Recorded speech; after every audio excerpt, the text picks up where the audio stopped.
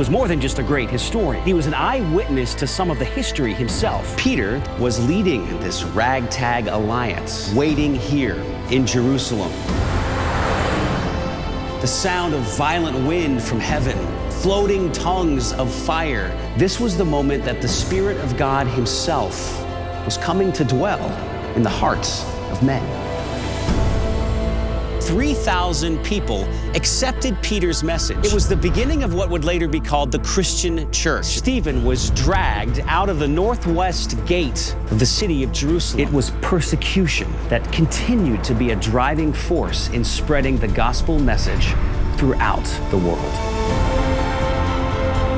This section of the famous road to Damascus can still be followed today. Saul the persecutor would soon be known to history as Paul the Apostle.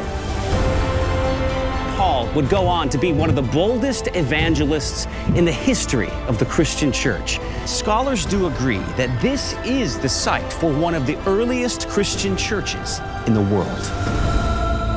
On the next Sabbath day, almost the entire city gathered to hear Paul preach again. This meeting probably took place right here. Peter went on to tell Cornelius and his entire household about Jesus Christ.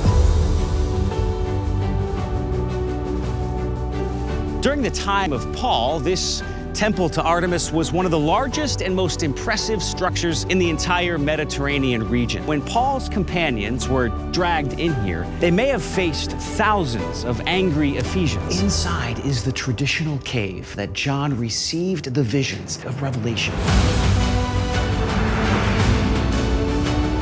This was the Corinth that Paul visited when he came here in 50 AD. The cult was connected to this rock, known as Aphrodite's Rock. Now, when Paul returned here with Silas a few years later, Timothy was already a respected member of the church here. Since there was a Jewish synagogue here in ancient Thessalonica, Paul and his team didn't stay in Neapolis for long, as their real destination was nearby Philippi. Then a jailer asked the important question, "What must I do to be saved?" Paul's explanation would have been extremely interesting to the educated philosophers here in Athens. Paul had a special calling to reach the Gentiles with the gospel. The new covenant had replaced the old.